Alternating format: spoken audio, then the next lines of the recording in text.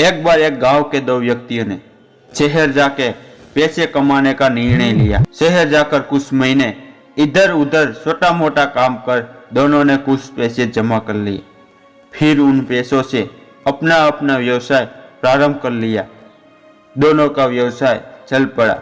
2 साल में ही दोनों ने अच्छी खासी तरक्की कर ली।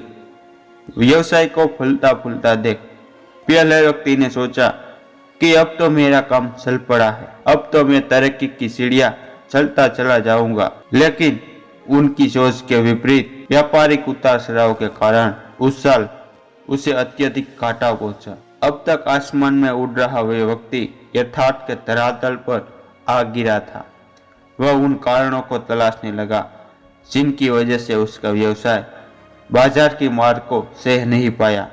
सबसे पहले उसने दूसरे व्यक्ति के व्यवसाय की स्थिति का पता लगाया जिसने उसके साथ ही व्यापार आरंभ किया था। वह यह जानकर हैरान रह गया कि इस उतार चढ़ाव और मंदी के दौर में भी उसका व्यवसाय मुनाफे में है। उसने तुरंत उसके पास जाकर इसका कारण जानने का निर्णय लिया। अगले ही दिन वह दूसरे व्यक्ति के पास पहुंच गया। दूसरे व्यक्ति ने उसका खूब आदर सत्कार किया और उसके आने का कारण पूछा। तब पहला व्यक्ति बोला, दोस्त, इस वर्ष तो मेरा व्यवसाय बाजार की मार को नहीं झेल पाया, बहुत घाटा झेलना पड़ा। तुम भी तो इस व्यवसाय में हो, तुमने ऐसा क्या किया कि इस उतार चढ़ाव के दौर में भी तुमने मुनाफा कमाया? यह बात सुनकर दूसरा व्यक्ति बोला, भाई, मैं तो बस सीखता जा रहा हूँ, अपनी गलती से भी और साथ ही दूसरों की गलतियों से भी। जो समस्या सामने आती है उसमें से भी सीख लेता हूँ, इसलिए जब दोबारा वैसी समस्या सामने आती है तो उसका सामना अच्छे से कर पाता हूँ और उसके कारण मुझे नुकसान नहीं उठाना पड़ता। बस ये सीखने की प्रवृत्ति ही है जो मुझे जीवन में आगे बढ़ाती जा रही है। दूसरे व्यक्ति की बात सुनकर पहले व्यक्ति को अपनी भूल का एहसास हुआ। सफलता के मन में मैं अति आत्मविश्वास से भर उठा था और सीखना छोड़ दिया था।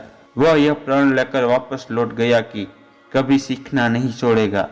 उसके बाद उसने कभी पीछे मुड़कर नहीं देखा और तरक्की की सीढ़ियां चढ़ता चला गया।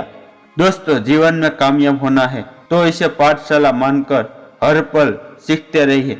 यहाँ नित नए परिवर्तन और नए विकास होते रहते हैं।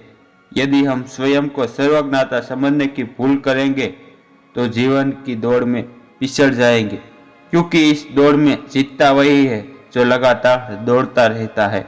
जिसने दौड़ना छोड़ दिया उसकी हार निश्चित है। इसलिए सीखने की ललक को खुद में बनाए रखें, फिर कोई बदलाव और कोई उतार चढ़ाव आपको आगे बढ़ने से नहीं रोक सकता है। अगर आपको यह कहानी अच्छी लगी हो तो अपने कमेंट फीडबैक में देना मत भूलें।